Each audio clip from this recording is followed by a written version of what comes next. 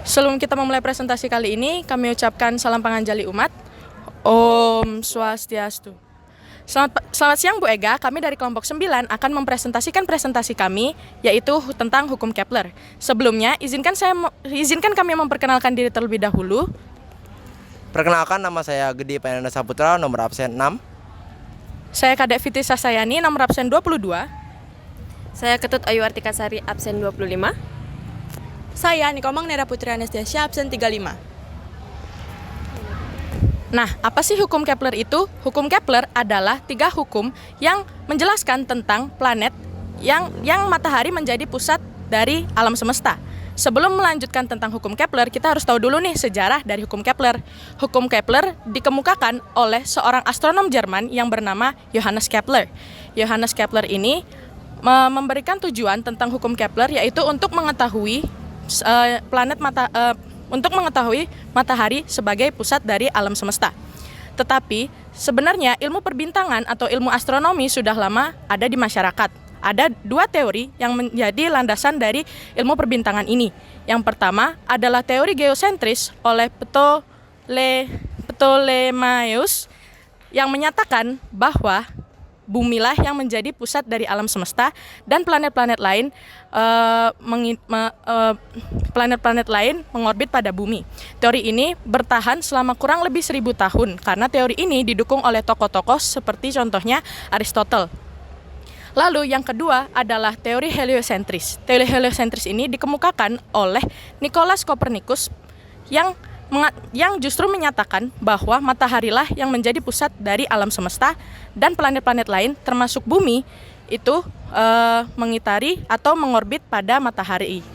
Nah, teori ini dapat disimpulkan bahwa teori heliosentris ini berbanding terbalik dengan teori sebelumnya, yaitu teori geosentris.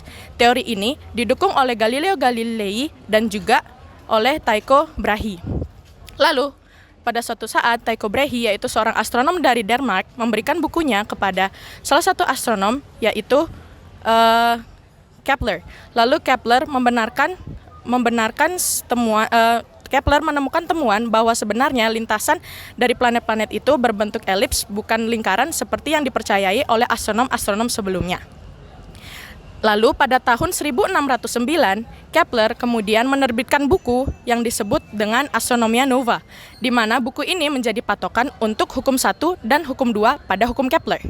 Lalu dilanjut pada tahun 1619, Kepler kembali menerbitkan buku yang menjadi patokan untuk hukum 3 pada hukum Kepler.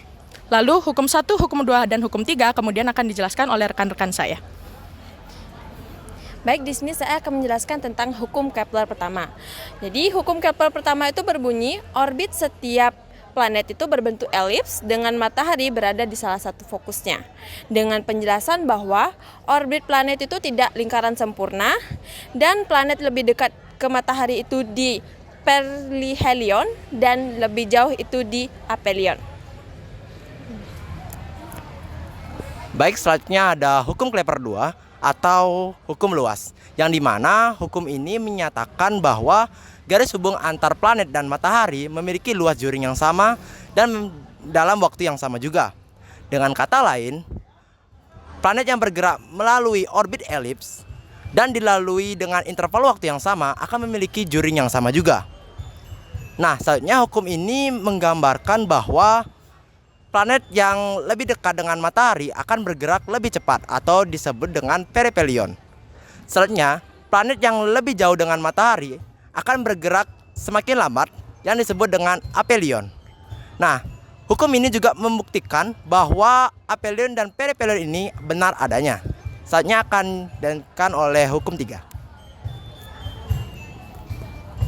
Nah, hukum 3 Kepler atau hukum periode ini berbunyi perbandingan periode kuadrat terhadap pangkat 3 dari setengah sumbu panjang elips adalah sama untuk semua planet. Hukum ini membahas tentang hubungan antara waktu yang dibutuhkan oleh planet untuk menyelesaikan satu orbitnya dengan jaraknya dari matahari. Hukum ini istilah sederhananya adalah semakin dekat planet dengan matahari, maka semakin cepat ia untuk menyelesaikan orbitnya. Nah, untuk rumus hukum 3 Kepler itu seperti ini. Dengan keterangan T1 adalah periode planet pertama, T2 periode planet kedua, R1 jarak planet pertama dengan matahari, dan R2 jarak planet kedua dari matahari. Sekian yang dapat kami sampaikan pada presentasi kami hari ini. Kami memohon maaf jika ada salah kata ataupun perbuatan dalam presentasi kali ini. Untuk menutup, kami akhiri dengan Parma Santi. Om Santi Santi Santi Om. Paham?